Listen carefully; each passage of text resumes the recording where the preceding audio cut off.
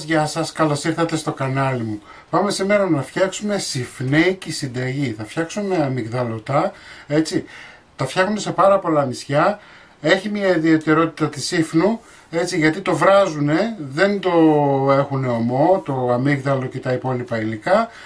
Θα σας δείξω ότι η συνταγή είναι πανεύκολη. Μην ξεχνάτε να κάνετε κοινοποιήσεις στα βίντεό μου, να κάνετε γραφούλα στο κανάλι μου. Οτιδήποτε χρειάζεστε μπορείτε να έρθετε στις ομάδες μας Μαγειρικές Απολαύσεις και Γιώργος Ζόλης Μαγειρικές Απολαύσεις. Γράψτε μου ένα σχόλιο από πού με βλέπετε και τώρα πάμε να σας δείξω τη συνταγή, την εκτέλεση και τα υλικά. Είναι πολύ εύκολη συνταγή. Τη φτιάχνουν στα νησιά πάρα πολύ, ειδικά σε γάμους, σε βαφτίσεις, έτσι. Λοιπόν, 350 γραμμάρια νερό καυτό, 300 γραμμάρια ζάχαρη. Μόνο που στα περισσότερα νησιά δεν τα βράζουν, δεν το βράζουν. Αυτή την ιδιαιτερότητα έχει στη σύφνο. Λοιπόν, χυμό από μισό λεμόνι. Τα αφήνουμε για 5 λεπτά από την ώρα βρασμού να βράσει το σιρόπι μας. Αφήνουμε να βράσει, όπως σας είπα, για 5 λεπτά. Η αναλογία που κάνουν στη σύφνο είναι 3 ποτήρια νερό, 1 κιλό ψύχα αμυγδάλου, έτσι, πούδρα, και 1 κιλό ζάχαρη. Αυτή είναι η αναλογία που φτιάχνουν στη σύφνο και προσφέρουν σε γάμους και βαφτίσεις.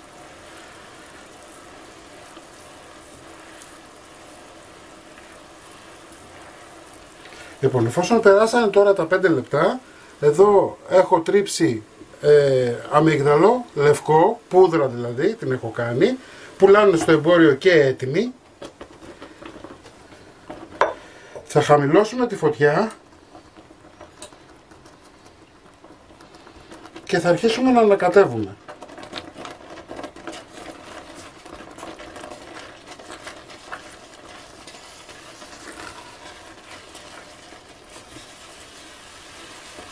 Αυτή είναι η μοναδική ιδιαιτερότητα που έχουν τα αμυγδαλωτά της σύφνου. Δηλαδή τα βράζουν. Ανακατεύουμε. Επίσης τα κάνουν με δύο τρόπους. Τα κάνουν και με τη φλούδα του αμυγδάλου. Δηλαδή όπως είναι το αμύγδαλο, απλά το τρίβουν, το κάνουν πούδρα. Μπορείτε να το κάνετε και χοντροκομμένο, δεν χρειάζεται να είναι αλεύρι. Έτσι. Και το ανακατεύουμε για 4-5 λεπτά και είναι έτοιμο. Πανεύκολη συνταγή, χωρίς λάδι, έτσι.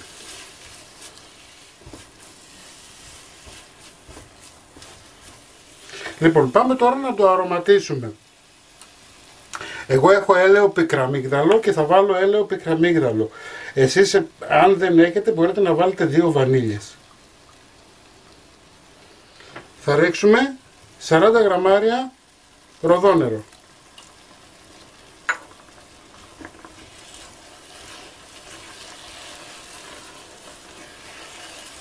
Ροδόνερο πουλάνε σε όλα τα σούπερ μάρκετ.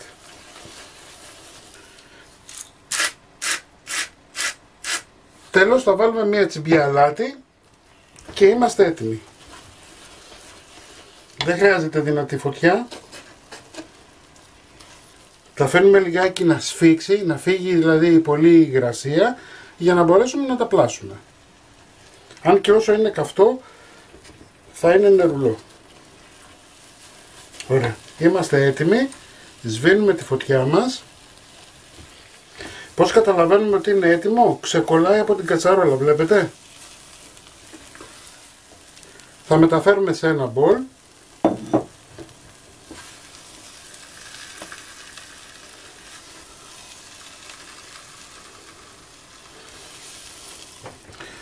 Αυτό είναι, έτσι. Αυτό τώρα που θέλουμε να κάνουμε είναι να τα αφήσουμε να κρυώσει, να σφίξει λιγάκι και να μπορέσουμε να το πλάσουμε. Λοιπόν, τα αφήνουμε, βάζουμε ψυγείο να κρυώσει και θα συνεχίσουμε σε λίγο.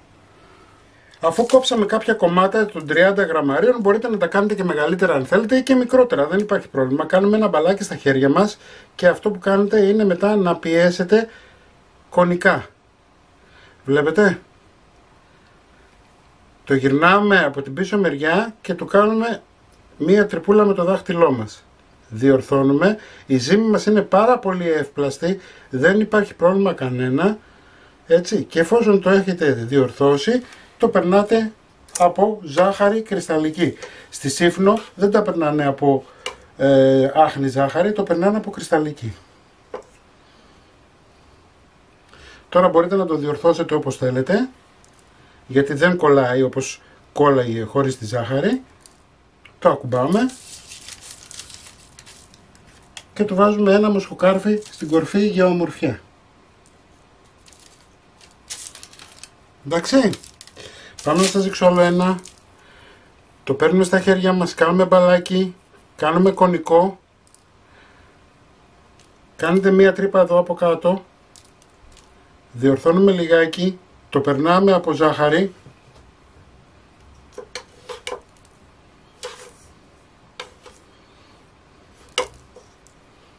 μπορείτε να διορθώσετε και λίγο τώρα γιατί δεν κολλάει, αλλά θα μου το ξαναπεράσετε από τη ζάχαρη, έτσι, και είναι έτοιμο. Θα βάλουμε και ένα μοσχοκάρφι, θα να σας δείξω ένα ακόμα. Αυτό να ξέρετε τώρα είναι μαλακό, όμως όταν θα αρχίσει να στεγνώνει, έτσι, θα κάνει μια κρούστα απ' έξω ωραία και από μέσα θα είναι μαλακό. Λοιπόν, κάνουμε το κονικό όπως σας είπα, εδώ με το μικρό σας δάχτυλο πιέζετε, διορθώνετε λιγάκι, το περνάμε από τη ζάχαρη, ωραία, διορθώνετε αν θέλετε λιγάκι, για να είναι όλα όμοια και είναι έτοιμο. Του βάζουμε ένα μοσχοκάρφι.